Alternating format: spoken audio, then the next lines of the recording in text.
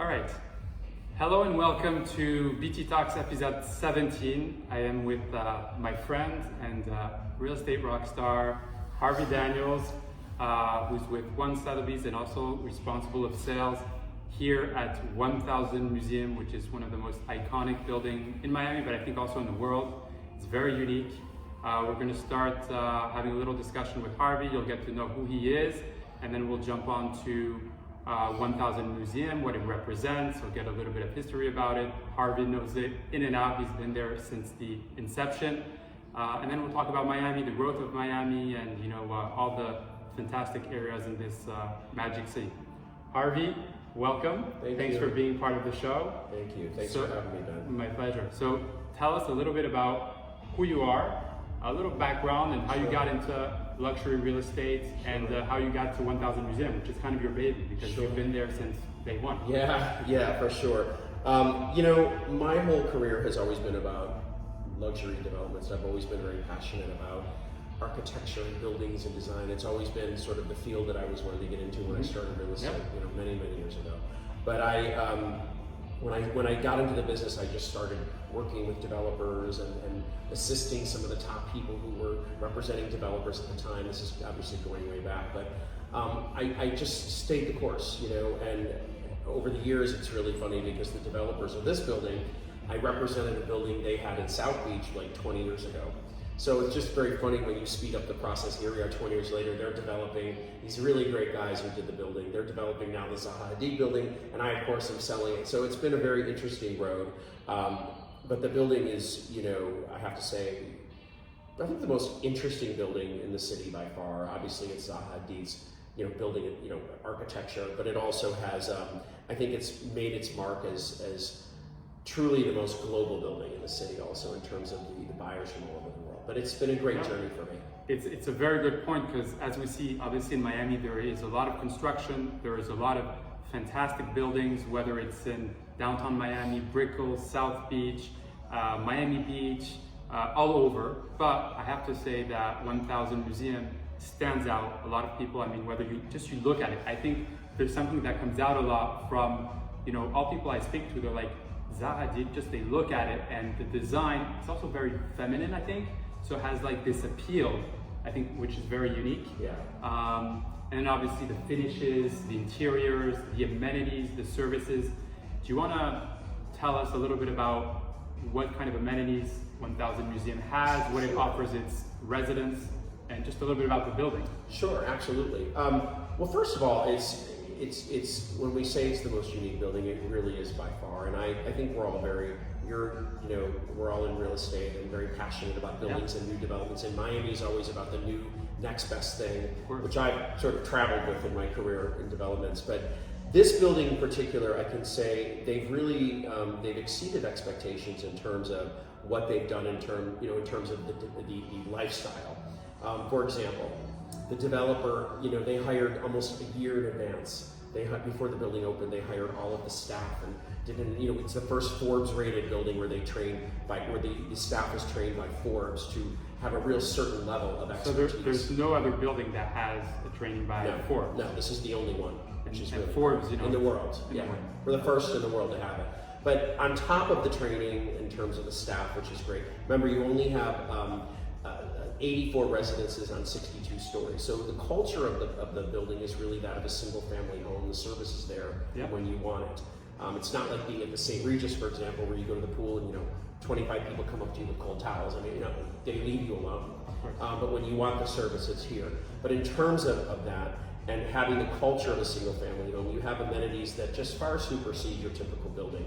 For example, you have an incredible valet spot, valet area where you come in and main court of the share, which is very, very large, very large, expansive, high ceilings, really beautifully done. And you would think it's very impressive for only 84 residences, which is great. Then of course you have the gym and the spa and the fitness center, which is on 8 and 9, and there you've got about over 18,000 square feet. Indoor, outdoor areas that have an outdoor pool, the finest equipment, on earth. They've really selected beautiful, beautiful finishes for it in terms of workout equipment, just the walls, the bathrooms, the ceilings, everything they've done is really incredible. And then of course that's on level 8, and then 9 is the spa area where they have, your typical, not typical, but a lot of buildings have, steam, saunas, hammam, that type of thing. They've done all that, but they've taken it to a whole other level where it's, by appointment only, and it's all private just for you. They also have a private hair salon, nail salon, everything you need upstairs. So really, the building was built for, you don't really need to leave as a resident. Then of course at the top of the building, which is really interesting also, then a lot of developers, they take the top of the building and they make it into a penthouse. What they have done here is they took the top of the building and they made it into an amenity so that all of the residents can enjoy the top of the building. So on 60 and 61, you have a sky lounge and an aquatic center. Which is stunning, by the way. Yeah, we just came from there. It's great, but it's really. I'd love to show the building because it's really beautiful. So I think just a parenthesis. So for those who don't know the building, I will come another time and I will do a full property tour.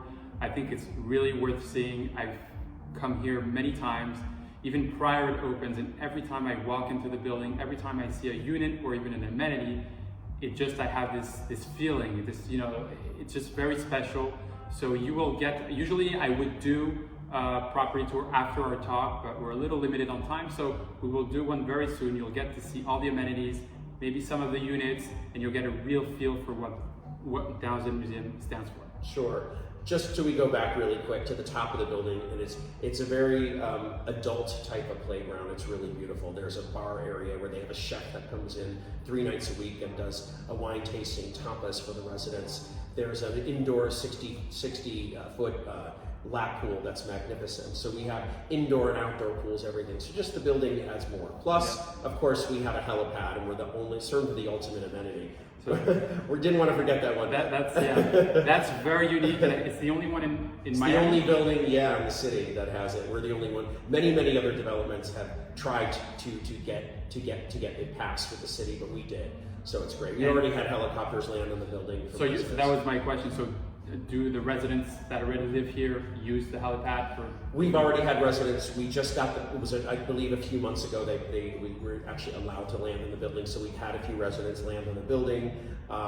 We have our own helicopter service that the building can provide. Get you pick up, drop off in various areas throughout the city.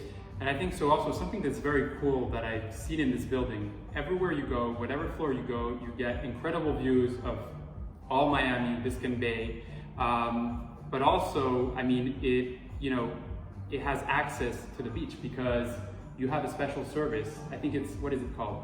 You have a private beach. We have our own beach, getting back to amenities also. We talked about the amenities in the building, but we also have other amenities such as our own private beach club called Museum Beach, which is on First and Ocean, which is really like a 5-6 minute ride directly from the. So you take your residents via, I guess there's the car. We have our own, right. The developers, they have built some custom Escalades for the building with drivers. So what we have is, we have all of our residents have access with car and drivers to pick them up at airports, go to beach clubs, shopping, anything that you would need. So we have that. So basically the families just put on a bathing suit, zip downstairs, and they drop it right off at the beach, which is beautiful.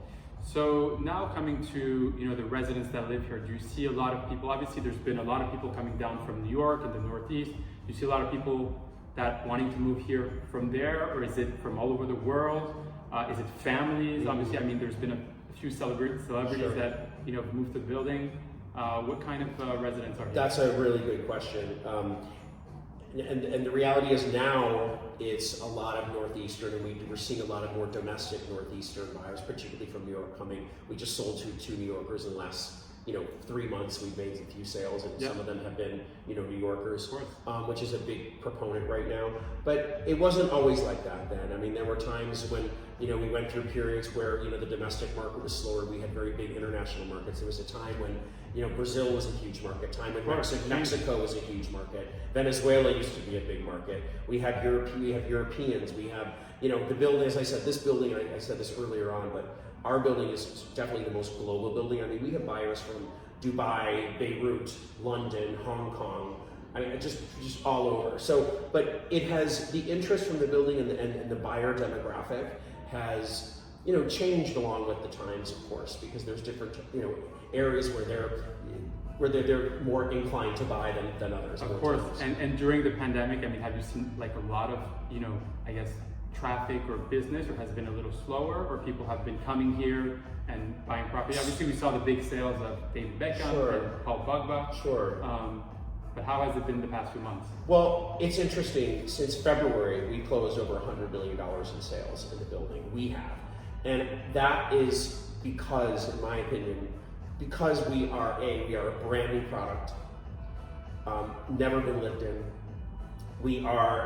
This is a culture of a single family home where you're not, sharing an elevator with, hundreds of units. We're a boutique, very small number of people. They're all very large units. They really see it as that safe harbor. And I think we have, not only have we delivered a building, but the level of finishes and how they've done it is just, it's far superior to a lot of other developments are in the city. For sure. I mean, I've seen a lot of properties the past year. I've been in Miami, and there's a lot of fantastic buildings, but I have to say 1000 Museum is one of them that truly stands out.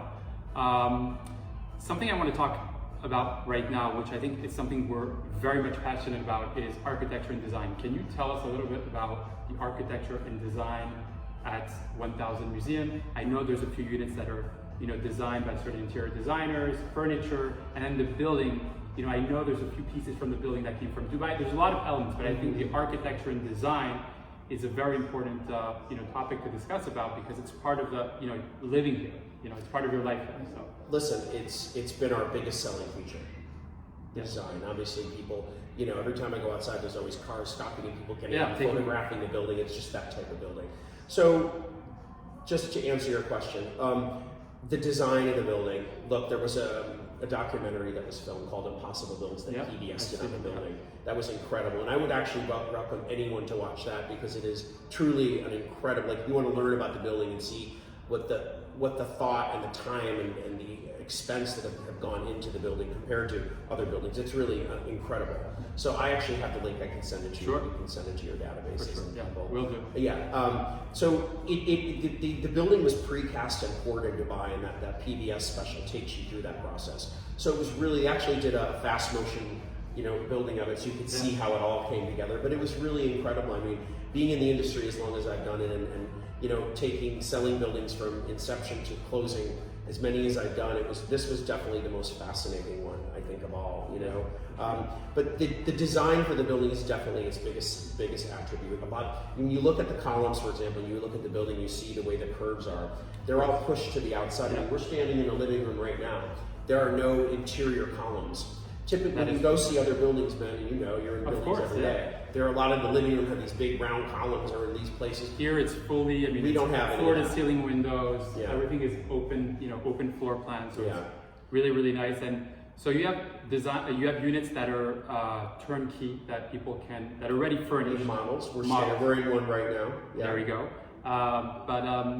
How many more units are available that are turnkey for people that just want to? We have 3 models right now that are turnkey, and probably going to have more. We had several more that sold. Yep. But we have a few of them now that are really beautiful. We're in the one that we're in right now. We also use as our sales center. This is by Roche Bobois. Yep. It's beautiful. We have another one by Meridiani on the 38th floor. That's really beautiful. Murata is doing a townhouse for us right now. That's great. So how many townhouses? Because I saw there's a few townhouses. I haven't seen them yet. But how many townhouses, and what are the features of these townhouses? Sure. Well, the townhouses are really unique. They're levels 10 through 14. So there's 4 of them in the building. We've sold 2 of them. Okay. They're over 8,300 square feet. What's really cool about them, all of the units in the building have flowed through. So they all have this, you have the main east view that flows through. So the view we're looking at, everyone has this. So the townhouses also flow through, but they have a 20-foot ceiling living room, because they're 2 stories. They're a townhouse. So they have a 20-foot ceiling living room that flows through to a 20-foot ceiling family room. So, I mean, it really feels like a house. It's incredible. Yeah. So Murata's just finishing furnishing one. I'm actually excited to see it. So now I think, you know a lot about the building. You will soon get a property tour.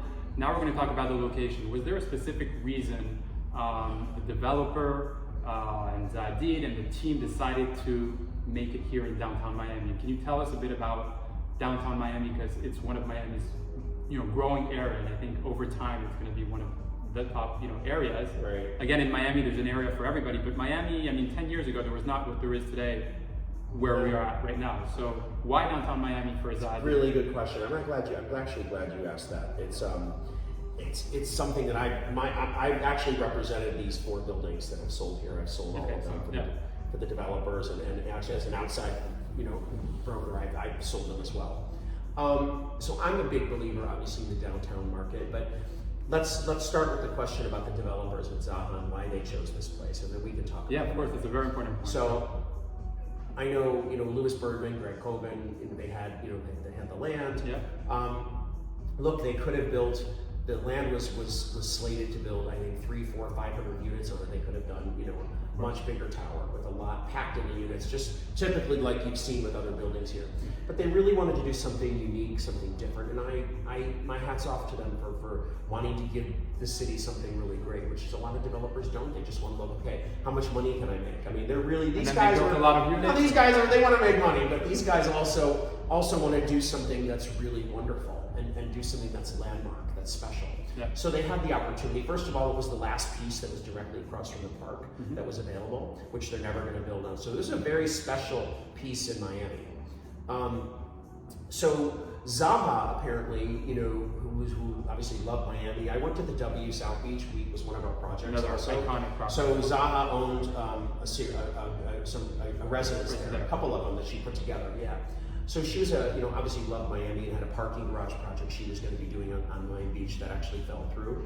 But she also really loved, she always wanted to do something in the city, but she really liked the cultural area. She liked the downtown cultural area. It was a little more, was sort of more the eye that she had on it. And so when these guys approached her and said, hey, by the way, we got this site, and this is what I do know. I do know that when they approached her, she immediately signed it and said, I'll take it. I want to do the deal with them. And they made a deal together and they came up with the building. So she really already had the vision prior to what's happening. Yeah, well, she had bid to do the Science Museum. Yeah, so which is right in front of us. Correct. So she bid to do it, and obviously she didn't get the bid, but she didn't get the bid not because the design wasn't nice. She didn't get the bid because what she was going to build was so expensive to build that the city could never afford to build her design. In order to build a Zaha Hadid building, you need, a developer who's funded, who has, it's private money. So it's not a city typically here in the United States couldn't afford to build a Zaha Hadid type of building like that. So the minute that these guys called her, because she already had her eye in the area, she was super excited to say, oh, wow, I'll do a skyscraper. So it worked out great. Yeah. So that was why Zaha here, and that was the story as to how Zaha got to the building here. She had already had her eye in the area, but to address a little bit more about the area, I can tell you, I originally sold 10 Museum Park, and when I was another great building. Yeah, but it was the first of the 4 of the 5. It was the first. So when we were selling that building, we used to tell all of ours, hey, in front of us is going to be these museums, and we used to sell the dream about what was to become. And then, of course, behind us, it was, like total Skid Row, and that was like, forget it. We didn't even talk about behind us. It was a whole different ballgame. We were talking about what was in front of us. And that's just how you sell things over the years when you're a pioneer. But I think when we launched this building, speeding up all those years ahead, when we launched this building, I don't think we were as pioneering as much. And I'll tell you why. We had the museums that were basically finished, coming to be finished. You had Miami World Center that had huge plans to do, the largest mixed-use development outside of Hudson Yards out of New York. So we had Miami World Center full throttle right behind us. You had the museums in front of us. It was no longer to say, here's the dream of what is to come. It was just saying, come see the location. This is what we're doing. Exactly. Yeah. So I think there's a lot of advantages with the location with that. We're also the center of the city. A lot of people have issues with Brickell because there are bridges and traffic. I live in Brickell. I love Brickell. I think it's fun, but I think also as I move a lot, I go up north here. Right. There is always a little bit of traffic. There's the bridge. There's also different things. So being here is actually really a great location because you don't have the problem with the bridge, and you can go in, let's say, 10 minutes to the beach. Right. You can go to the design district. This is a fantastic location. To move around, to live. everything is really Well, great. listen, like Wynwood's cool, Design District is cool. Like we're close to the airport. You're 2 seconds from South Beach, so I think that this is a very this is a center location for the city. It's As convenient. you say, location, location, location. Yeah, right. So I think it's been a big plus for us. So 1000 Museum came later in the game for the location and what was going on around us, because it was, at that time, it took all those years to really get it to where it was. And I still think right now it is in its infancy stage as to what is really going to happen from here. It's going to become more and more and more. I mean, the plans for behind us are insane. There's just more and more, plans and buildings and what's coming, and it's really going to be like a mini Manhattan back there. So that's all exciting. Without the craziness of Manhattan, because this is the feeling I have, since living here, is there's this city energy, there's a lot of cultural things, there's a lot of things you can do, but oppositely to a place like New York City, which is a fantastic city, but New York is a little more intense. As living here, for some reason, there's this energy that's great, and there's a lot of things you can do, and you don't feel like everything pounded on you. So I don't think Miami will really ever feel that way. No, Miami is. I don't think Miami will ever really feel that way, because there's so many cool things about Miami. Yeah. Because you have the beach scene, which is great, but now, I don't know, Wynwood's fantastic. I love it. It's great. I have a new opportunity in Wynwood I'm going to be talking to you about. So cool. Wynwood is fantastic. Brickell's great. My World Center is great.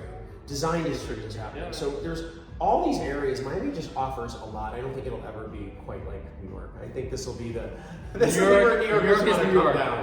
Right. New York is New York, but I think if you opt for a top-notch quality lifestyle, Miami, I think, is the place. Agreed. And you can pretty much today, in 2020, find anything you want, from the top restaurants, great museums, shopping, great people, access to the beach.